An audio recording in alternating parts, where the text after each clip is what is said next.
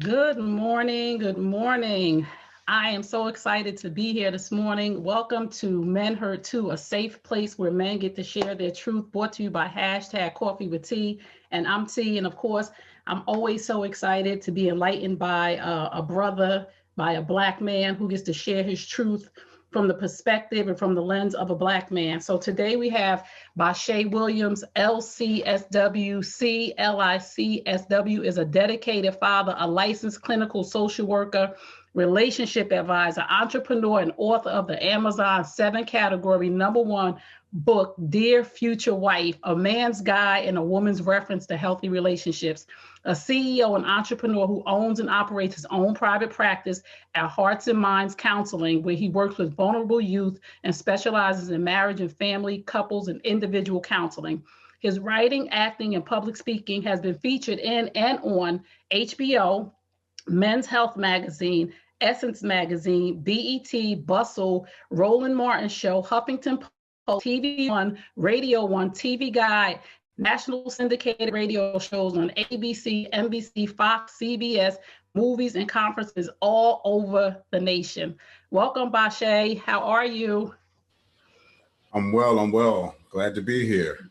How are you? Yes, I'm good. I'm just so happy. I'm just so excited about this because I've done my research.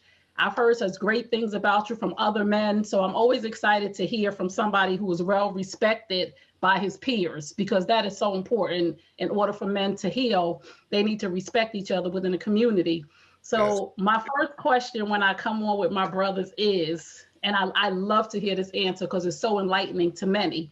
Tell us a little bit about your blueprint. Tell us about your relationship with your mother and your relationship with your father.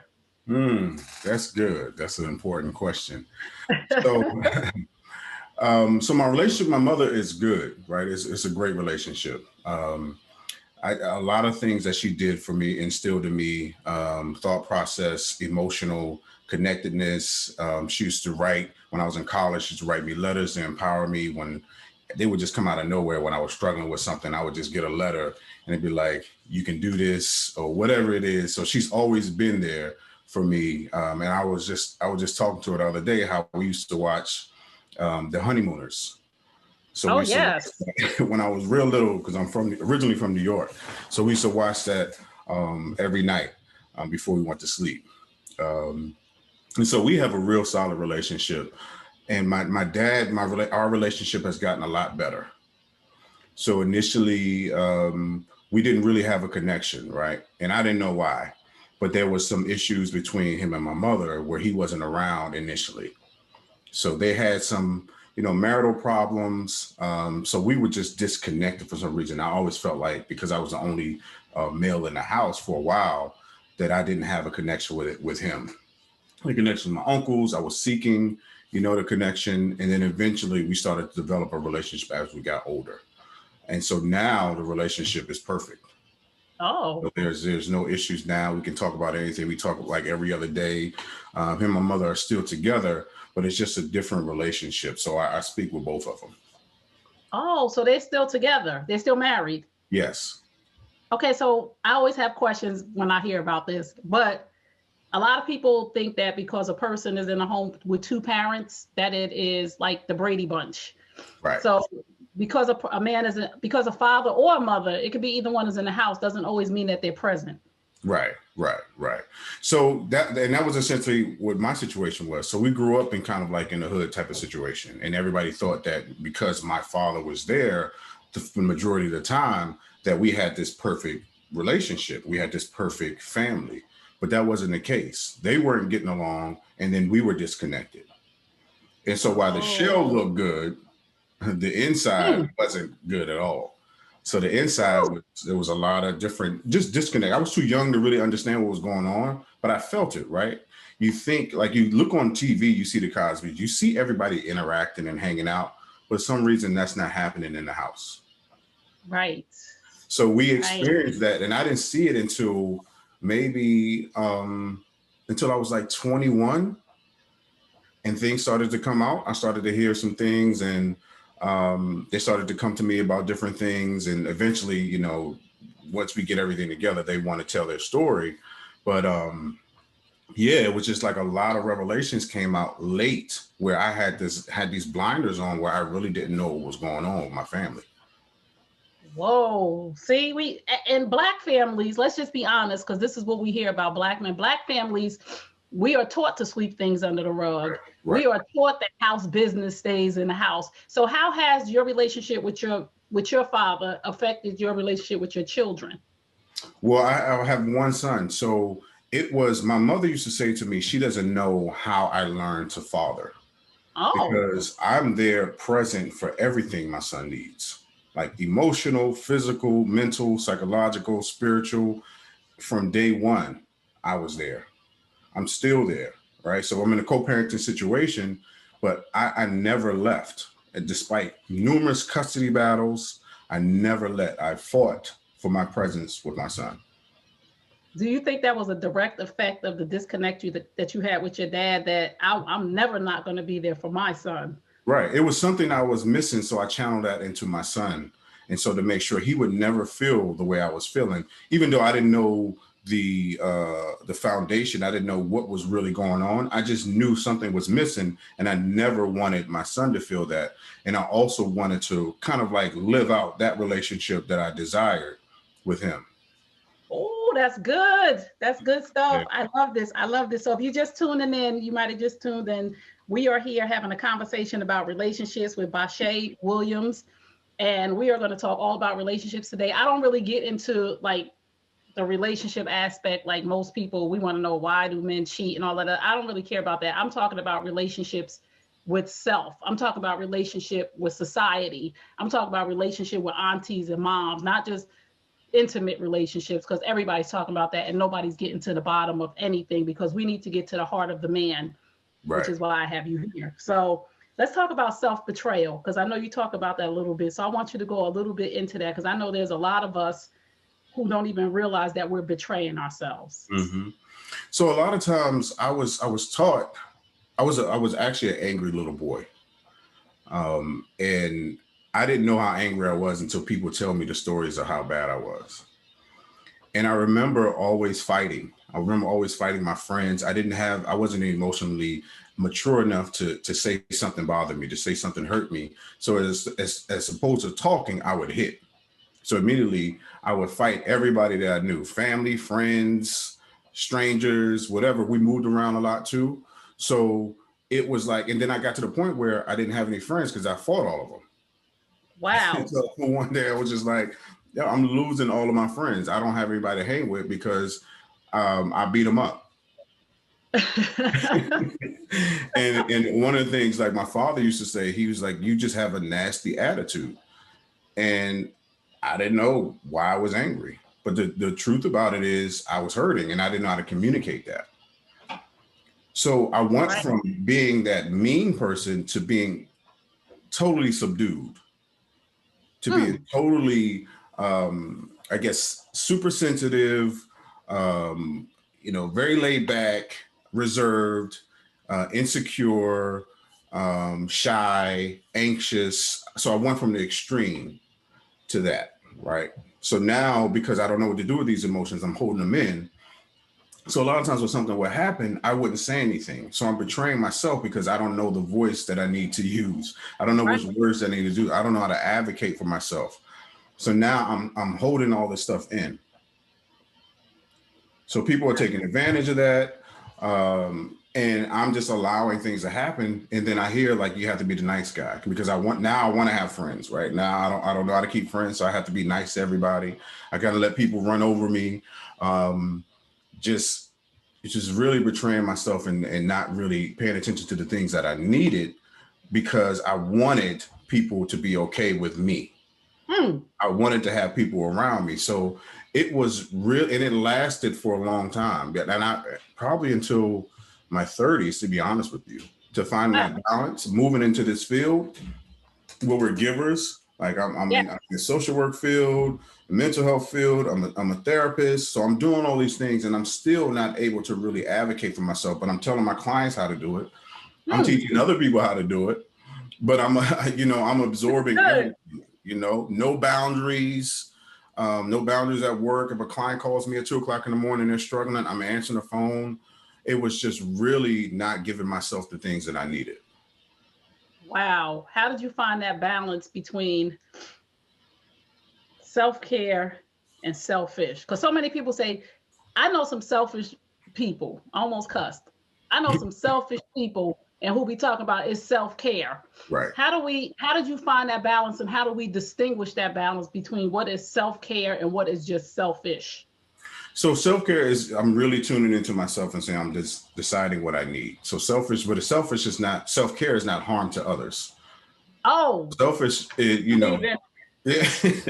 Self-care is not harm to others, but selfish is.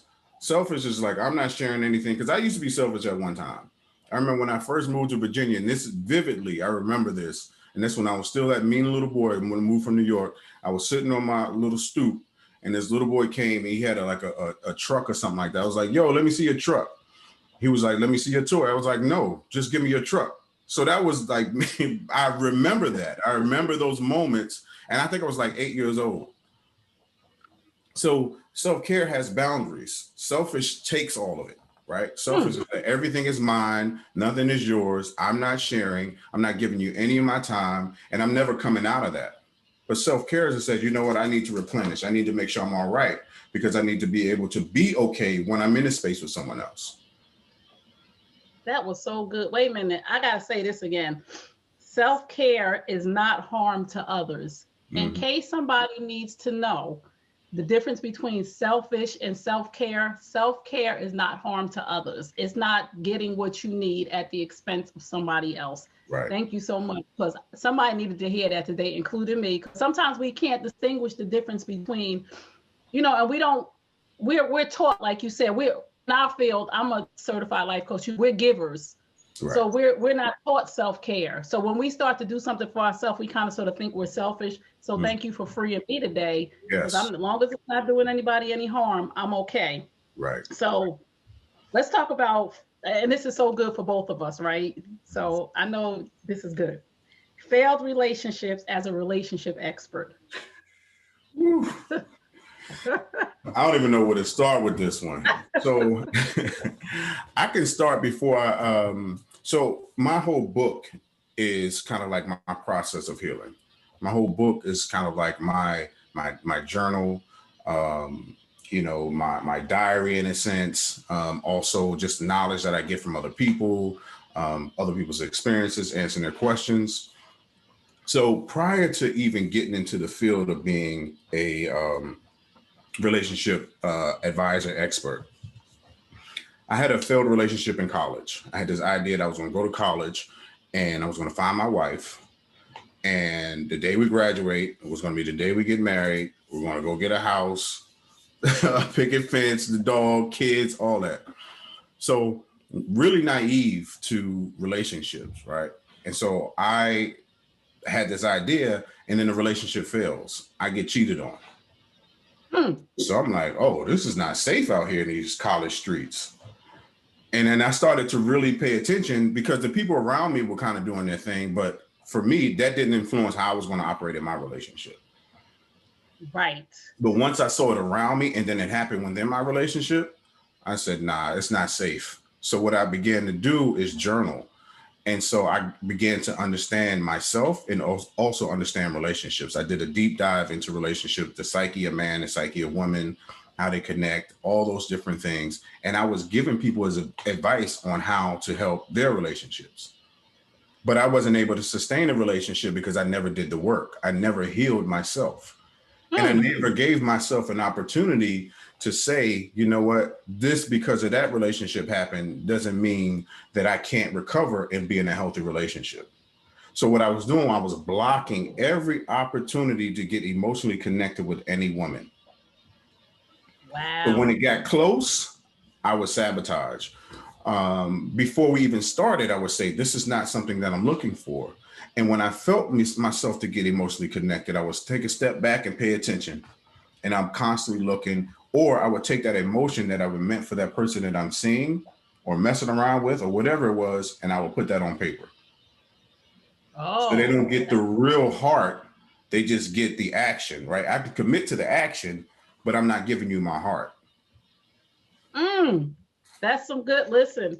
So we talked a little bit on the back end, and I told you I got here by way of committing adultery, right? So I cheated on my ex-husband.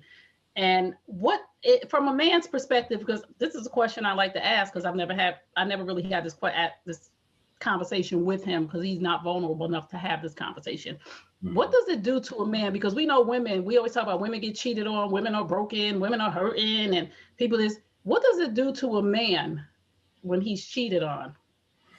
Oh, it really takes a part of their ego, the sense of self, right? Because the idea is you're the man, you're the leader, you're the strength, you're the anchor, but something that you're supposed to be leading in, something that you're supposed to be kind of like seen as the go-to, is taken away from you. Like the woman that you're with, she's going to another man to get something that you feel that's very important to you. Because a lot of us are told that's how we lead, right? That's our identity. Sex is our identity. So now if that's taken away from me, my whole ego is crushed. The idea of a man is crushed if I haven't really understood who I am. So at that particular time, it was just like, wow, that really happened to me. Like, I thought I was good. I thought I was attractive. I was in shape. I played ball. Like, I was just like, really? This is what happened? Okay. So now I'm trying to outwork that trauma by each woman that I deal with. So now I'm trying to tell myself that I'm better than that moment where I got cheated on. So each time I lay down with someone else, I'm trying to outwork that trauma. I'm trying to make sure this never happens again on so many different facets, emotionally, psychologically, and physically. Because I tell myself when that happened, there was something that I wasn't doing in that relationship to make her not cheat. Wow. But I couldn't communicate that. But I was showing that by each time I got in a relationship or situationship with someone else.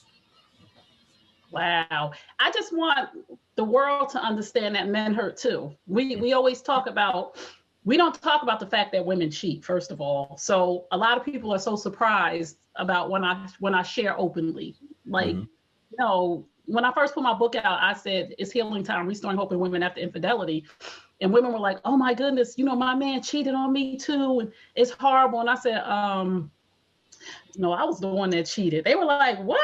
So I was like, yeah. So then they were like, well, what happened? Because I like to speak from the perspective of when the women get cheated on, it's not about you. And I just want the men to know, like I told my ex, it had nothing to do with you. It was a level of immaturity in me why I went outside of our relationship, but it has nothing to do with you. But I wanted people to understand today from your perspective that it does hurt. It does cause certain behaviors, because we have men who are womanizers. So I want to talk about that a little bit, because that's on my sheet too. Self-medicating, like a lot of men self-medicate on women. Like you said, get them before they get me.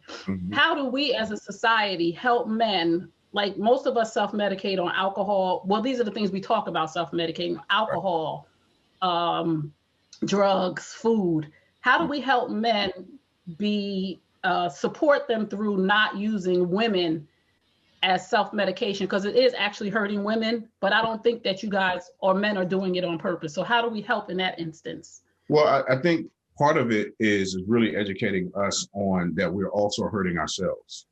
We have to understand that if we place the value in ourselves, we know that another woman or having sex with another woman doesn't mean that you're healing, doesn't mean that you're becoming better, doesn't mean that you're getting another status because you keep adding women, and we put our value on the amount of women that we have sex as opposed to our value in ourselves. But we also need to have more conversations about this. Like if we see other men talking about it, we can relate. This happens so many different times. Once I opened my mouth and said, hey, this was my experience. This is how I needed to heal. This is what I was going through. Men are in my DMs. Yo, I experienced the same thing. Yo, how did you get over it? What did you do? What should I do? Should I take her back? All those different things. We're just having that conversation. So I think a lot of times we need to be evidence. So the conversations are needed, because that's how men really learn. They learn by mentorship, right? They learn by watching and learning and seeing and being around those who they can relate to, where they feel like they don't have to compete in machismo, and we don't have to stick my chest out and pretend like I'm not feeling this pain because there's another man who's expressing this pain in a way that I can relate to. Wow. We need to be evidence. Come on, brothers, now. Y'all need to be evidence. We need y'all help because, and like I said, I'm not just talking about intimate relationships. I mean, this is affecting our communities. This is affecting, you know, our generations, our legacies. So I do want us to get to the bottom of this. And I hate that we only have such a short time because I got so many questions and so much stuff I want to ask you because I went and looked at all your stuff. So let's talk about, this is a question right here because the whole world is trending on narcissism, right? Mm-hmm. Men are narcissists, men are narcissists, men. I'm so tired of hearing that. I don't think all men are narcissists. I really don't. I just think that when a woman gets hurt, it's the easiest escape to go to. He was a narcissist. Right. But can women be narcissists? Absolutely. Absolutely. And it's not specific to any gender. And we have to get out of that. And so because one time I was called a narcissist after a breakup. Right. because I said no. Because I said no at that particular time. I said no. But this person knew me at my weakest. And this person knew my anxiety and how I had to really process myself. Like I went from I was doing work in the field at like a full-time job, but I wanted to do speaking and I was dealing with anxiety. So it was really a struggle. So I remember one time my son, when he was playing basketball, he was kind of shy when he was playing basketball, but he had a nickname. And whenever you said his nickname, he'll light up. So it went from Nico to Nico Fresh. When Nico Fresh gets in, like he's playing ball, he's Superman, he's doing all of that, right? So I said, I need to do that with Bashea. So I need to get on the stage. I need to tell myself that I'm okay doing this. And I had to go through this process before each speaking engagement. And I had to tell myself, I can do it. You're good, you're smart, nobody's judging you. You don't have to be perfect, just go out there. And so I was putting that into Bashea, and it was like a transformation, but it was still a struggle. And this person said, yeah, Paul was a punk and Bashea was a narcissist. So you say that to me, right. That's what was said to me. So I was like, okay, I see what's going on. That was another attempt to really practice narcissism on me. You know, those are narcissistic traits because the narcissistic wound was the breakup. So there's another failed breakup. And now they have to save face. So I see that a lot of times with different women. I see that in sometimes women supervisors who may have had a bad experience when they were younger with their mother or with their father or with their coach or whatever it is. And so they don't really want to be seen in the light of failure, seen in the light of vulnerability. So now I have to push everybody else down. I have to talk about everybody else.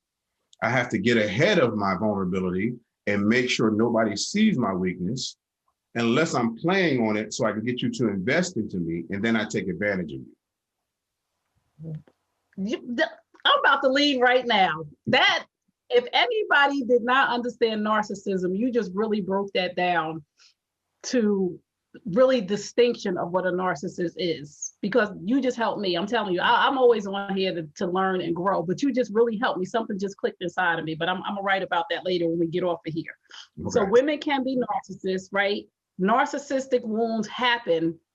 Talk about that, because I saw something that you posted about how a narcissistic wound happens. Yeah, so we all have experiences where we, were embarrassed. We thought that we did something really good and somebody was like, that ain't good. And so we hurt, and so we go into this shell. So the narcissist, but what happens is the narcissist stays in that shell. The narcissist is constantly protecting that moment because they never really dealt with it. So they never really healed from it. So the other person who noticed that and says, all right, so I need to do something different. Maybe that person isn't safe, but the world may be safe. Wow. But the narcissist says the world isn't safe, so I'm going to operate as if I'm wounded, I'm protecting myself, and I don't want anybody to see my wound. So that's the difference. Because again, we all have failures. We all have moments of when something really bad happened, we're really embarrassed. But how do we respond to that? Do we take that licking and keep moving? Or do we take that licking and keep protecting? Wow. You keep protecting that one thing forever. Mm-hmm. Can a person move past that? Yeah, with real work, they get with a real clinician or someone who really understands it. And they really decide, okay, I no longer want to be like this. Like, I want to find a way to have real healthy relationships.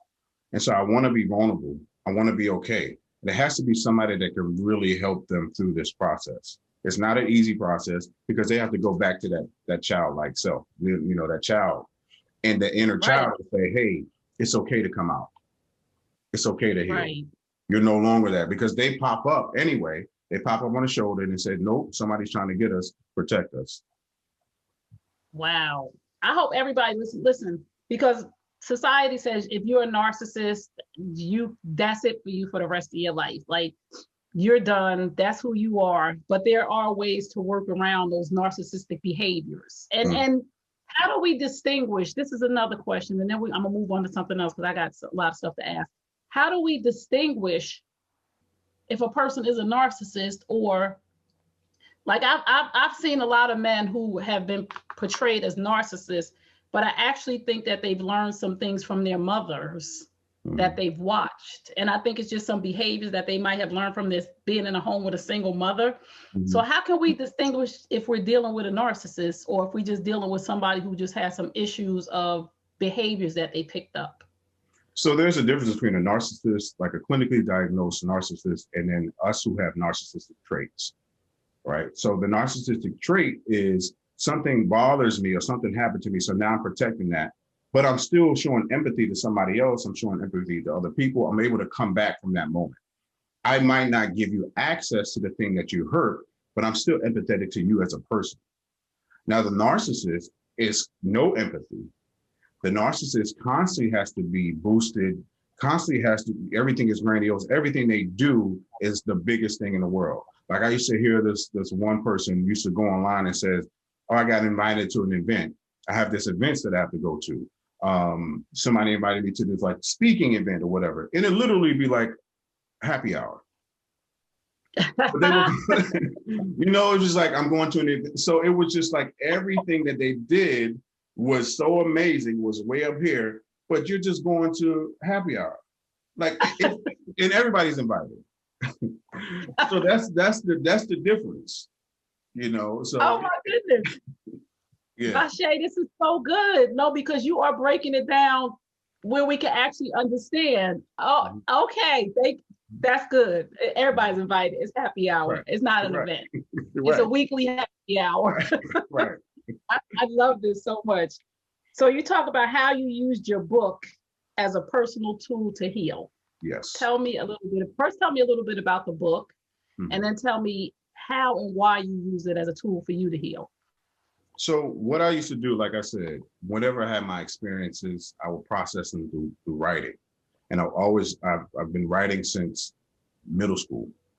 But I used to write raps, then I wrote poetry, and then I wrote songs. But all of those were my emotions and my experiences. So as I matured, I was able to put them in a different way. So I started to write Dear Future Wife. So like there's one in Secure in My Arms, like, you can trust me. Like, I'm not perfect. There's gonna be some things that I'm still working on, but I'm still going to be present. There's some things like your words, like being in a relationship where a woman was used the manipulation or was verbally abusive. And so I said how powerful your words are. Instead of arguing with that person, I identify what their words meant and how their words can carry a man's soul. And I can identify what it was doing to me. I was able to really write that down, process it, and I journaled, do I want this person to speak to me again? Because we talk about words of affirmation, right? It was a breakdown of words of affirmation. But even if a person is speaking to your insecurities and talking about your insecurities, they're affirming how you feel about yourself. So everybody looks at the good side of words of affirmation. But if I'm feeling insecure and you're telling me I'm insecure, or you're pointing out the things that I should be insecure about all the time, then you're affirming what I just told you. So there's different chapters in there, and I talk about never been married but had several divorces, experiencing breakups, right? Because I'm emotionally invested, psychologically, physically, sometimes financially. And then that relationship ends. And so now I'm dealing with the pain of the breakup. I'm dealing with the money that I've invested, I've lost. If we had a place together, I have to go through that process. If we bought something together, I have to go through that process. You know, the psychological, how it looks like. We talk about that first thing of being the relationship person who's going through the breakup publicly, right? So Yes. I'm fixing thousands of relationships, but I can't fix mine, or I can't manage mine. And then there's two parts of that, because, and that's what used to keep me in relationships, because I was fixing the relationships around me. I said, I can fix this relationship I'm in regardless of what's going on. So I'm self-betrayal, right? I'm telling myself that I can fix this relationship. This is so good. See, I'm not in that space anymore. I was in that space for a long time where I was in a toxic relationship for a long time, because I had felt like I had to prove to people, because I had left my marriage for this person, that I have to make this work. I have to prove to people that this is going to work. And then when I came into help, because I teach people how to heal from infidelity, I teach people all about relationship. I'm a relationship expert, because that's what they start calling you. Right. So now this pressure is on you because you're a relationship expert. But the last relationship I was in, I said, oh, it's not working. This is not what it is. I don't care what nobody think. So we have to get to a space of where we're okay with ourselves. It ain't none of your business. Basically, I let you see some stuff. You knew we was together, and we ain't together. Right. Because I'm not gonna hold myself hostage to prove to you, because you call me a relationship expert, and I am, because I know when to leave. Right. That's a relationship expert. Yes, that was one of the things that, and I actually talked to my father about that, and he said, you know, because my relationships were ending with like chaos, and he said, you know, I never taught you these things, and I said, well, you didn't really teach me anything, because I never was able to come to, you know, my parents when it comes to relationships. I said, the one thing that y'all taught me was how not to leave, and so I stayed in relationships despite the chaos, despite just toxicity. That one when I wrote yesterday, when I was saying apologize to yourself for trying to out-toxic each other, literally that came up yesterday, because I remember I forgave myself, but I don't know if I ever apologized to myself. So I just forgave myself. I was like, all right. But did I literally say, yo, I apologize to you for the things that you did, for staying in those relationships, for the self-betrayal, for beating yourself up after relationships didn't work, for thinking that you can will yourself through or out of or fix a relationship that's not serving you. I apologize to myself for also thinking, because of the relationships around me that I'm helping aren't as bad as the relationship I'm in, that I'm okay. I had to apologize to myself for that too. Like if I'm dealing with somebody who's dealing with schizophrenia, I'm dealing at work, I have 7 schizophrenia clients, and they're suicidal ideations and all these different things. And I'm coming home to somebody who's just yelling at me. I'm coming home to somebody who's just not paying the bill. Like I can deal with that, because I can just pay the bill. I can just go to the other room. But when I go to work, I have somebody who's literally trying to kill everybody that's around them. Wow. So there's a sense of safety in chaos, because it's not as bad as the turmoil that's happening at work. Wow, that is deep. Because dysfunction, a lot of us need to get to readjust or understand that dysfunction is not normal. Right. So we get to a level where we're in relationships where we see other people's dysfunction, and our dysfunction is not that bad. Right. And one of my mentors told me, I have a son who's on autism spectrum, who's nonverbal, but I see other parents who have 2 children on the spectrum who are severely autistic. And I say, you don't have a right to complain. She said, it's not you complaining.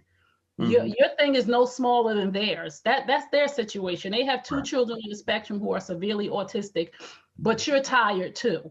Right. You don't take away your pain because you're looking at somebody else. So I just want people to get that you're not staying in a relationship because so-and-so's husband is beating her.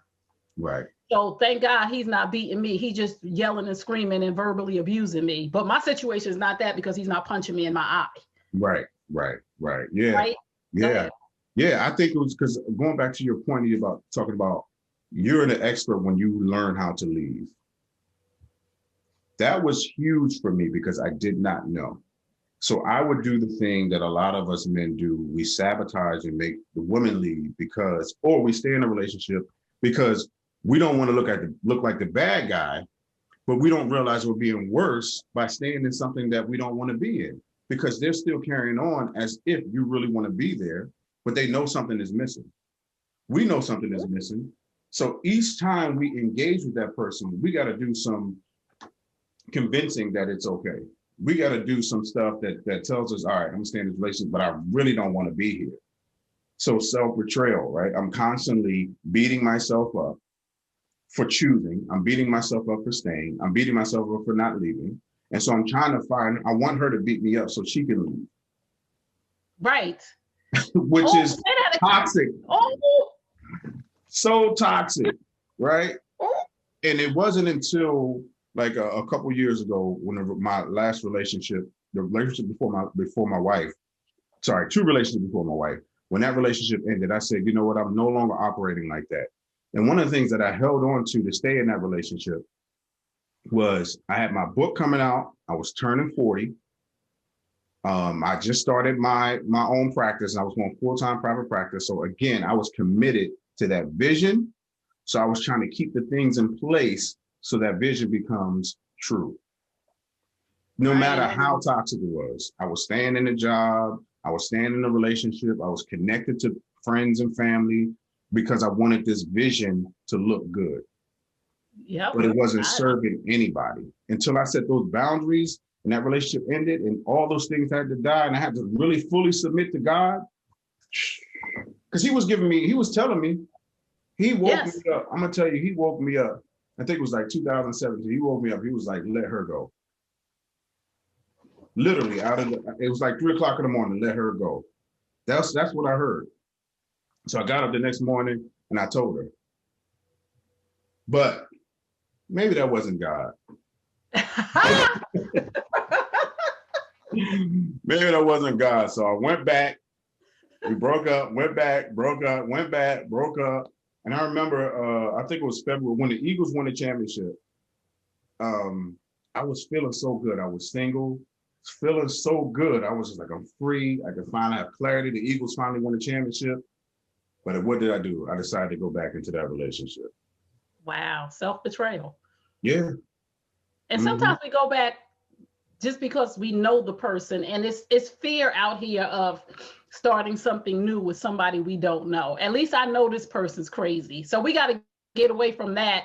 At least I know this person's crazy. I know how they're going to operate. I know they're going to yell. I know they're going to scream, but I know they're not going to chop me up and put me in the basement. Right. So we got to, you know what I'm saying? Like, we'll go back to somebody because we know, at least, you know, because we see the news, people getting chopped up, beat up, killed. Yeah. At least I know he a fool to some level, but he ain't going to do that. So we got to be able to heal so we can have discernment. Like you said, God will tell you some things, but it's one thing that you said that I want the women to hear. You said a man won't leave, but he'll do things to make you leave. Mm-hmm. Yes. That's so many times. Like, again, women notice things. So we're unable to communicate that. My therapist he said, why did you used to wait till something egregious to happen for you to leave? Because I said, I could take it, right? I could take it. Just like, I don't think she can take me saying, I don't want to be with her. So let me start doing stuff. Let me start sabotaging. Let me stop answering the phone. Let me start liking pics on Instagram. Let me start entertaining other people's calls. Let me just stop doing the things that I used to do that she likes. I know she likes. Let me show my disinterest as opposed to saying this relationship is not going to survive. We're not going to go any further. So now I'm beating around the bush because I think I'm protecting her. I think I'm protecting my reputation, right? I'm also thinking I'm protecting my ego, the failure, all those different things I'm protecting when I'm really sabotaging all of those things. I'm destroying all of those things slowly. Wow. So men, I want y'all to hear this because I come here because I want us to be enlightened so that we have healthy relations all around. Women can handle you saying, I don't want to be with you. They'll hurt and they'll cry. and they'll get over it. What you do when you're not honest with a woman, you damage her. You damage her trust muscle, her ability to trust herself. So just say the words. It's okay. And I know like a lot of men don't want to be the bad guy. You're going to be the bad guy. Everybody gets to change their mind. And I go into relationships now, Bashea, and I tell myself, if the person don't want to be with me no more, everybody gets to change their mind along the journey. And that's okay. You just can't be so attached to a person that when they leave, they take you with them. Mm-hmm. So we have to learn that sometimes it ain't your forever person. And that's okay. Yeah. Not every woman is that mature though. I've had experiences where I was straight up. The person I was dating before my wife, I was straight up. I said, listen, this relationship is not going to work. I still have some work I need to do. I need to heal. So I don't want to engage any further. I don't want to start anything where it's going to be unhealthy. And this person goes online and says, I'm dear future wife. This person goes online and goes, dear future husband, please don't come to me if you're not fully healed. Mocking the mature conversation that I had. Right. But should we be worried about how the person receives? Like if I go to a man and say, this is not working, I'm honest. So I can't be worried about how you're going to react to me being honest with you. I don't care if the woman is not that mature. I'm speaking to the brothers right now. You can speak to the men on this. Together we can speak. The truth is the best. Truth hurts, but lies destroy. Mm-hmm. Truth hurts a woman. She will cry. She will be distraught. Maybe some women ain't mature enough to accept it. Mm-hmm. But lies will destroy her down the line to where every man that she comes in contact with, she won't trust him. She'll punish him for the 5 before her. And ladies, we got to let that stuff go. But that's a level of healing too. That's why we do what we do. Right. So I'm sorry that woman did not appreciate your truth. But I'm going to tell you, from me as a 51-year-old woman, I appreciate your truth. No problem. No, like you said, it was less about the response and more about me. Like I felt good for doing that. Even though that response came up there, I was just like, I'm good. I made the decision I needed to make, that I wanted to make. And you're just further revealing your character. And that shows me that I made the right decision. And I think a lot of times us men really have to understand when we make that strong, that mature, that decision to say, I don't want to be in this relationship. It's not serving me. I'm not going to be able to give you my best self. Then we have to be able to give ourselves better, the difference between selfish and self-care.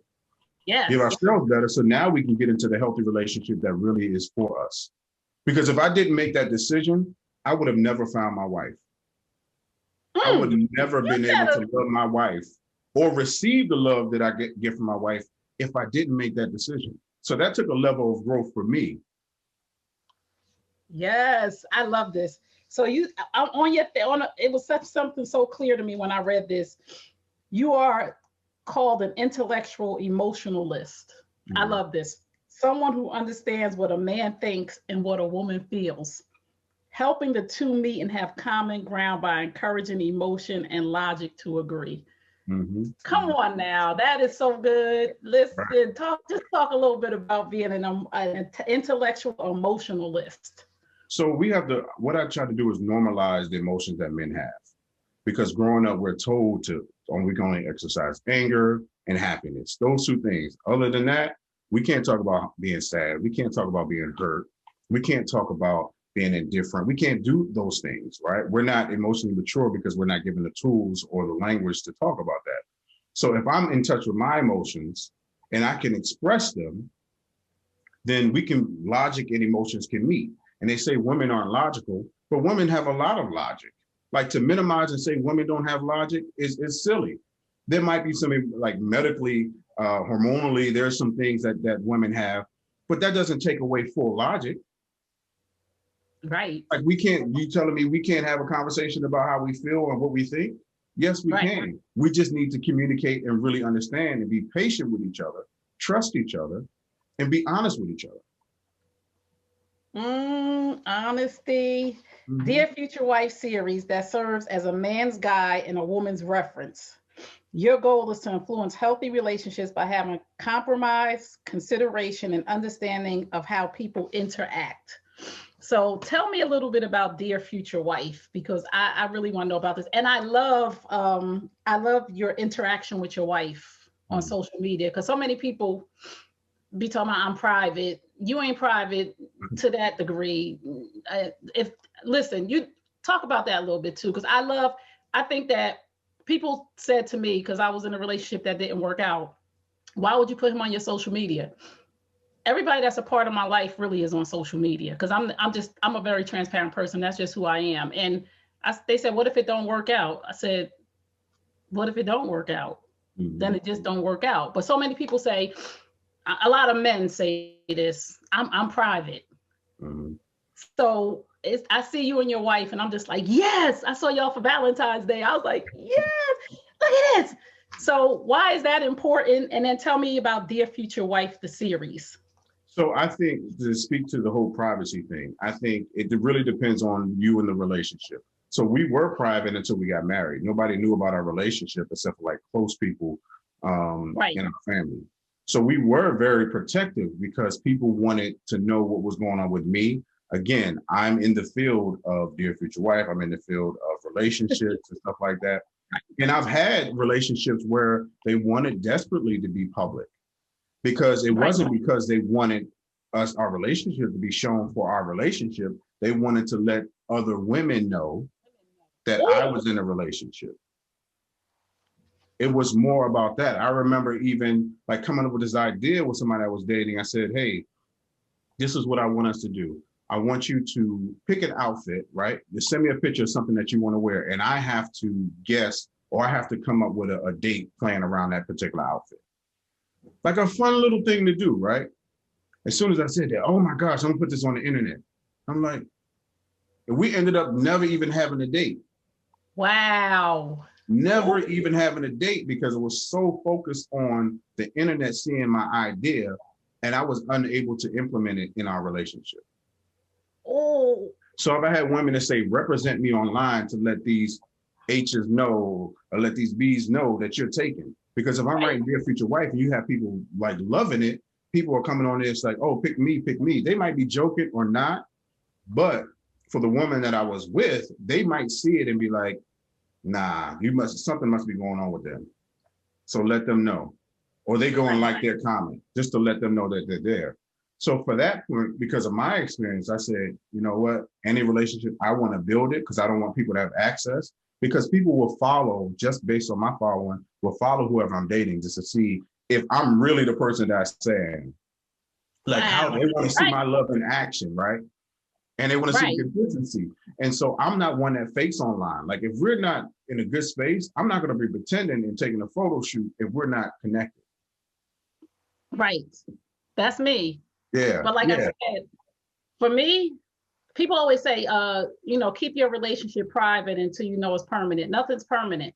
I mean, nothing's promised to be permanent. Of course, we live in a society right now, which is horrible, that people take a vow of marriage, but they have a loophole. If it don't work, I could just get a divorce. That's not how it's supposed to be. It's supposed to be, this till death do us part. But we live in a society now where people will get a divorce after 3 months, 6 months, whatever, which is their business. But like I said, for me, anything that I do is not to impress people. Mm-hmm. Like I tell people all the time, when I'm out, everybody who knows me know I'm the picture queen. Mm-hmm. I got like 7,000 videos I need to transport onto a hard drive because I've been doing this my whole life. So if you're around me, I tell people, if you don't want to be on my social media, just don't be in a picture. Because if you're in my life, it's going up there. I don't care who you are. Like people be like, you just can't be putting people. Well, I tell people, this is who I am. I'm transparent. I'm living my life. The people who follow me love me because my son, I have my autistic son. They all know him, my other sons. So if the motive is not right, then there's a problem, right? Because I don't want to be posted just because you want brothers to know, you got a trophy on your arm. That's not the reason for that. So let's talk about, you have another thing going on with your wife. What is it called? Love Aligned? Yeah, When Love Aligns. When Love Aligns. Yes, talk about that. When Love Aligns. Yeah, that sounds so good. Like our alignment, we got a book. I can't go too much into it because we got a book and a whole bunch of stuff coming out with that. But everything about us was alignment. We met on a panel. We were both speaking. We never knew of each other or seen each other or anything. And so we spoke on the panel, and she said when I walked in, she said she felt her spirit rise. She said something around her before she even saw me. She was like, something came into the room, like the energy. So me, I was so focused, and I was just like, I'm ready to just kind of like chill, because it was actually 2 years ago in February, and I was just like, at that particular time, I was kind of done with relationships. I was saying I was going to focus on, again, I was going to focus on helping other people, but I was just going to chill. And the person I was pseudo seeing, we were helping each other with brands. So I was sending emails for them. They were sending emails for me. But I was being overwhelmed with the amount of work and stuff that people wanted me to do. So I said I needed support. And that person told me, well, that's what a wife does. I'm not going to be doing this. And I'm like, it's just an email. Like it's not that deep. That very next day, I met my wife, and she told me she does branding. So everything I needed was right there. But that was from a business perspective that particular time. I wasn't looking for anything else. So I hired her, and that same week she got me on the red carpet where I was able to showcase my book with Taraji B. Henson. From that point on, it was elevation, boom, boom, boom, everything. Like I was already, and I'll tell her, I was already in a room, but now people know my name in that room. Because I love her. Yeah, she's dope. She's dope. I love her. Yes. Look, I was rocking a hat. She was like, "Nah, we gotta get rid of that hat." I said, "No, I want to keep my hat," because what happened was I went one of my videos, my Move Forward Monday videos, went viral on the Shade Room. But because I didn't have a name, they don't tell people who they are. So I was like, all right, let me go get a hat. So now if they share it, everybody knows who I am. She was like, no, your work is going to speak for you. But I couldn't grasp that. Right. I was just like, no, they need to know my name. She was like, no, you ain't got to do all that. You got to have your name all over the place and stuff like that. Like it's gonna happen. So I was like, all right. That's that alignment. I was dressing. I was wearing Kohl's. I went from Kohl's to Suit Supply and all these other places. But it was just amazing. It's amazing, even to where our neighbor is a childhood friend of mine that I hadn't seen in over 20 years. So it's different things like that. It was just so amazing. And again, I wish I could tell more, but we got so much coming out. Right. Yeah, we got to save that. We got to save that. But I love that you knew that it doesn't have to be 5 or 7 years for somebody to marry you. Right. So many people are in relationships, and I'm not knocking them. Trust me, I'm not knocking them. For 5 years, 10 years, 12 years, still waiting for a man to marry them. Mm-hmm. And it really, like a lot of the men that I've interviewed, a lot of the men who I know who are coaches and therapists say, a man knows when he knows. He's not really going to waste your time. It's a matter of you staying on that roller coaster for however long you stay on the roller coaster. And like I said, I'm in a space now at 51 years old where I ain't got the type of time when I was 34. Like I could play games with you. And I learned from a relationship, being in a toxic relationship for 13 years, is the one thing I can't get back is time. Yeah. So listen, I ain't got that type of time, and is it okay? Let me ask from a male perspective. Is it okay for a woman to have an intention while she's dating? Because so many women are scared to have an intention of, my intention is I want to get married. So how do we approach that? Because we don't want to scare. So I don't want to marry you tomorrow. Let me just say that. I don't want to marry you next week or 2 months from now. But my intention is that I'm going to be somebody's wife.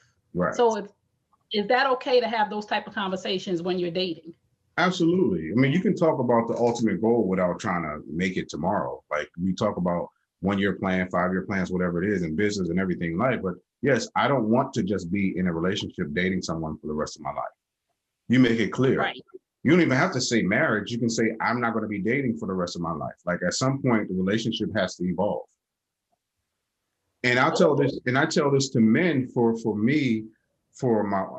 with my wife, I said, how I knew she was the one is because if she never changed anything about her, I would still be happy marrying her today. So there was nothing that I needed her to change, nothing I needed her to fix. like, because we all have flaws. And so I say, you know what? I have flaws, you have flaws, but I'm willing to live the rest of my life with you the way you are right now. Ladies, ladies, you didn't just set the ladies on fire just now. Listen, listen here. I need some more coffee. But anyway, we got 5 minutes left. Listen, we got to do this again for sure, because I have so many more questions. Yeah, okay. So I want people to know where they can find you. I do want to know that before I ask my last question. Tell everybody where they can find you and how they can connect with you if they need to, and where they can get your books. Yes, you can get my book on Amazon. It's Dear Future Wife, A Man's Guide and Woman's Reference to Healthy Relationships. If you want a signed copy, you can go to my my website, which is BasheaWilliams.com. I'm everywhere, Bashea Williams, from Instagram and Facebook. I'm not really on Twitter, but I have a Twitter. I have some old YouTube videos that talk about relationships that people still comment on. I need to somehow do that again. But everything, LinkedIn is Paul Bashea Williams. Paul is my first name. So that's where you can find me. So again, Bashea Williams is my website. My private practice is Hearts in Mind Counseling. That's heartsinmindcounseling.com. But yeah, that's where you can find me. So how can we as a society help our Black men? I think being more present, accountability is important. So accountability, because ultimately we need it, we love it, we thrive, and we grow from it. Wow, really? Yes. What does it mean when a man doesn't want to be accountable? That means he doesn't want to grow. There's something that's with him that says that I don't want to give you this because I don't want to show you my vulnerability. I want to show you my weaknesses. So accountability means that I have to step up. Accountability means that I have to improve. Some people are just happy with themselves. And again, the selfish, the ego, the damage, the narcissistic wound, the unavailability emotionally, psychologically. There's some things that keep us stuck. And also, if a woman provides a level of safety, he's not afraid to be accountable. It might be some pushback, but he'll come around and y'all be able to have a conversation. So I know from my wife, I've never heard her talk bad about anybody. So I knew she was safe for me to talk about myself to her because I knew it wouldn't leave our conversation. So I trust her with my accountability because I know it's for me and not for the world to know what my struggle is. Wait a minute, ladies, listen here. That just was to drop the mic. Ladies, he said he felt safe because he never heard his wife talk about anybody else. So we have to stop talking about people to our man, because that shows a part of our character. Even that's something we should do with our girlfriends. I'm gonna leave that right there, because we are making a man feel I can't talk to her, listen to her talking about everybody else. Mm-hmm. I had never ever thought about it from that standpoint. I just thought I was being all in. Mm-hmm. But that's a red flag for a man. See, we don't know that, but that was a whole nugget. Ladies, listen, keep it with your girlfriends. Don't go talking about people. Don't go gossiping, talk about people with your man, because he ain't gonna like that and he ain't gonna trust you. Mm-hmm. So the last thing we're going to talk about is I'm going to let you give a final word to everybody that's listening, something that's important for you that you want everybody that's listening right now to know. I think it's important for us to really understand ourselves and forgive ourselves. Forgive ourselves for the things that we did to another person, the things that we did to ourselves, because we can't heal, we can't move forward until we forgive ourselves. That's the most important thing that we need to do. Self-love requires forgiveness. And so we need to provide that for ourselves. Self-care is forgiveness. All those different things are forgiveness, because if I forgive myself, I don't keep myself stuck in situations that I no longer want to be in. I know that's right. See, I've grown. You gave me confirmation. We all got growing to do for the rest of our lives. Yes. But you just gave me confirmation that I have grown in some areas. And I'm happy about that. It took me about 47 years, 46, but that's okay.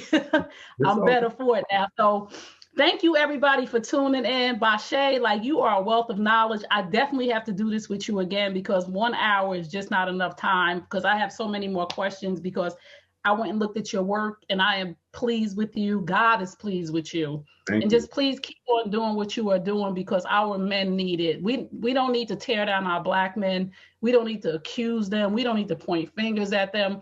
We need to help them heal. Men hurt too. We need to help them have some relief. And it's brothers like you that is giving it to them. And we got to stop with these men who are bashing men. And I don't want to talk bad about these men who are bashing men to sell books and telling us what we need from a man or what a man shouldn't be doing. We already know that. Right. We need y'all to go and scoop up the brothers and hold them accountable. I have a platform where I remove men from the equation and hold women accountable for their part in infidelity. So I appreciate you holding the men accountable so we can simultaneously heal, so that we can be in healthy relationships. Because if women are over here at retreats and empowerment conferences and all this other stuff that we're doing and we're healing, and we keep bumping into broken men, we just gonna be broke again. Yeah. And again, and again, and again. Yeah. That's why I said, like, I'll just say this. So one of the reasons why I focus a lot on men, because again, we have all these tools and stuff for women, but we don't want it to exhaust y'all. Again, you're going back and you're restoring, you're coming back ready to love, but we're still hurting. So we're exhausting y'all, but we don't even know how to love ourselves. So how can we love someone else? Again, thank you guys for tuning in. You tuned into my series, Men Hurt Too, brought to you by #Coffee with T, and I'm T. Remember what I tell you at the end of all my broadcasts: you deserve the best. Yes, I'm talking to you. You deserve the best. Now go get it. Peace and blessings. And remember Psalm 147:3, he heals the brokenhearted and binds up their wounds. Psalm 147:3, he heals the brokenhearted and binds up their wounds. Peace and blessings. I will see you guys next time. Thank you, Dr. Bashea. I'm gonna put that on your name. All right. We need more like you, and I will continue to support you. I wish you peace and blessings, and I pray that your union will last forever. Thank you. I think I received that. I pray for you as well. Thank you. Thank you so much. You're welcome.